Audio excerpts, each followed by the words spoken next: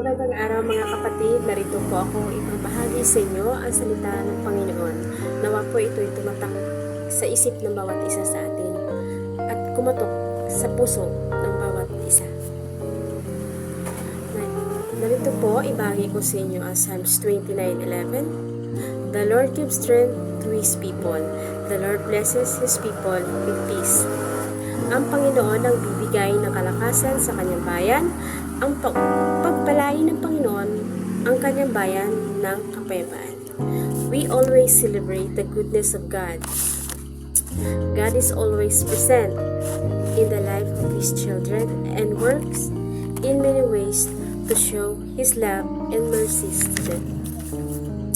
Sadly, some people do not seem to see God at work in their lives and keep wondering what is happening to them as they continue on this life journey. Ang masakit po, mga kapatid, ang iba po ay binibigyan na nila ng kalagahan ang makabundong bagay. Nawawala na po sa kanilang isip at puso ang salita ng Panginoon na noon pa man ay inukit na po ito bago pa po tayo nilikha sa mundong ito. Ngunit tayo na mga lingkod ng Panginoon, ito po ay hindi nawawalang kabuluhan sa atin. Ito ay tumatak sa ating mga isip, puso at atin po itong sinasabuhay. Kaya tayo mga anak ng Diyos, kailanman hindi po niya tayo pinapabayaan. At alam ng Panginoon na ang isang bayan na sa Kanya'y naglilingkod, hindi po niya ito papabayaan. Basta mga kapatid, tayo po ay magpatuloy na maglingkod sa Panginoon ng ating buong puso na wala pong tinatago.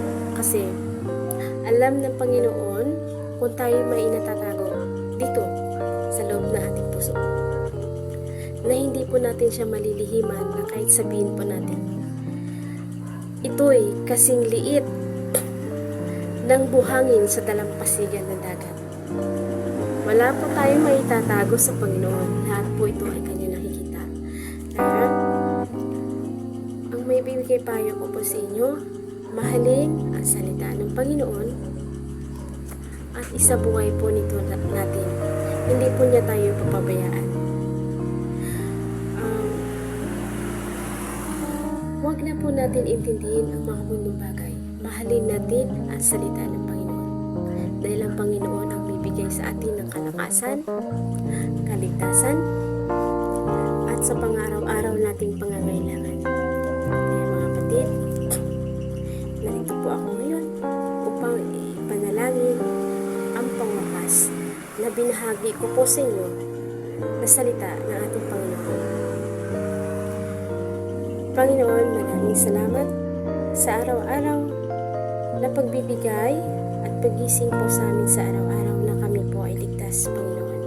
Panginoon, ang aking bayang, bansang Pilipinas, ay inyong pong kabayan. Panginoon, ilayo niyo po sa pakamakan, Panginoon, sa anumang mga sakuna, Panginoon.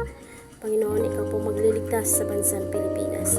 Sa bawat isa po sa amin na inyong mga anak at mga naglilingkod sa inyong Panginoon. Muli, Panginoon, binabalik ko po sa iyo ang papuri, salamat sa tanging dugo at pangalan ng iyong anak, aming Panginoong si Kristo. Amen.